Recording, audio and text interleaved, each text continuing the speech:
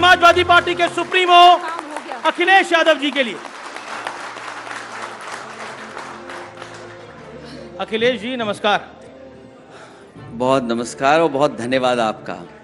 जी, उत्तर प्रदेश की भाषा में कहते हैं इस लोकसभा चुनाव में तो आप लोगों ने गर्दा कर दिया। ऐसा गर्दा कि अगर बीजेपी का रथ मेजॉरिटी से पीछे रुका है, ये मैंने उस दिन भी बोला था और आज भी बोलता हूं, वो समाजवादी पार्टी ने रोका जब 37 सीटें जीती। क्या कहना चाहते हैं? मैं पीडीए परिवार का धन्यवाद देना चाहता हूं और समाजवादियों का पीडीए केवल नारा नहीं था, ये भावना से जुड़ा हुआ हमारा नारा बनकर के इस चुनाव में उभरा है। आपने तो मुलायम सिंह जी का भी रिकॉर्ड तोड़ा, क्योंकि सबसे ज्यादा सीटें 37 सीटें समाजवादी पार्टी ने और उसके सहयोगी कांग्रेस ने जीती। 2004 में सपा ने 35 सीटें जीती थी, 26% वोट मिला था और 2024 में रिकॉर्ड 33% वोट मिला है। जो सीटें हम लोग जीते हैं इंडिया गठबंधन और पीडीए की रणनीति से, भारतीय जनता पार्टी के लोग बेईमानी न करते तो 50 सीटों से ऊपर ये गठबंधन सीटें जीत गया होता। अच्छा, अभी भी आपको बेईमानी दिख रही है?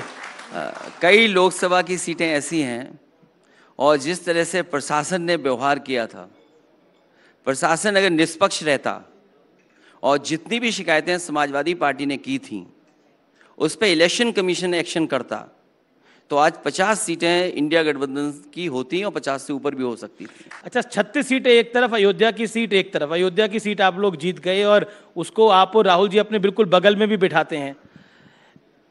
क्या आप उस पर कहना चाहते हैं? और राम जी ने आपको आशीर्वाद तो दिया अयोध्या में, दर्शन के लिए कब जाएंगे? देखिए, अयोध्या फैजाबाद की सीट ये भारतीय जनता पार्टी की नाकामी रही, जिसकी वजह से वो हारे हैं।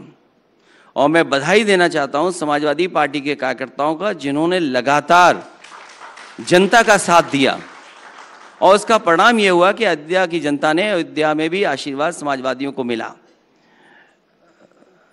अयोध्या के किसान किसी भी डेवलपमेंट के खिलाफ नहीं है। अयोध्या में जो विकास हो रहा है उसके किसी खिलाफ नहीं है।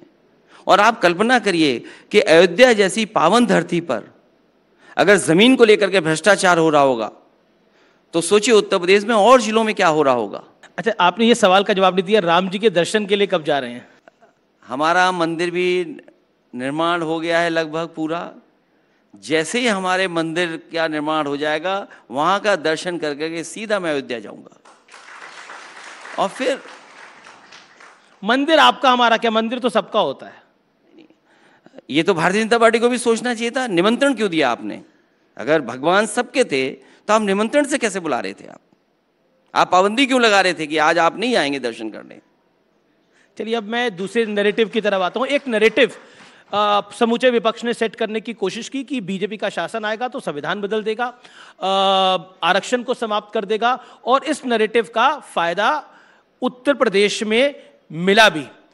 और आरक्षण तो कोई खत्म नहीं कर सकता, अब ये स्पष्ट है बात। अब आपको क्या लगता है ये नैरेटिव कहां जाता हुआ दिख रहा है 2027 के विधानसभा चुनाव में? हारने वाले तो यही कहेंगे ना कि अब आरक्षण नहीं खत्म हो सकता। हारने वाले क्या कहेंगे? और अभी कुछ दिन पहले आपने देखा था लैटरल एंट्री से जिन लोगों को नौकरी मिलने जा रही थी, सरकार को अपने कदम पीछे हटाने पड़े। और लैटरल एंट्री कोई पहली बार नहीं हो रही थी, लैटरल एंट्री पहले भी हुई। क्या उसमें आरक्षण का जो मानक है वो माने सरकार ने? मैं ये जानना चाहता हूं, जो वाइस चांसलर्स, पूरा उत्तर प्रदेश जानता है कि जो वाइस चांसलर्स के अपॉइंटमेंट हैं क्या उसमें पीडीए परिवार के लोग हैं?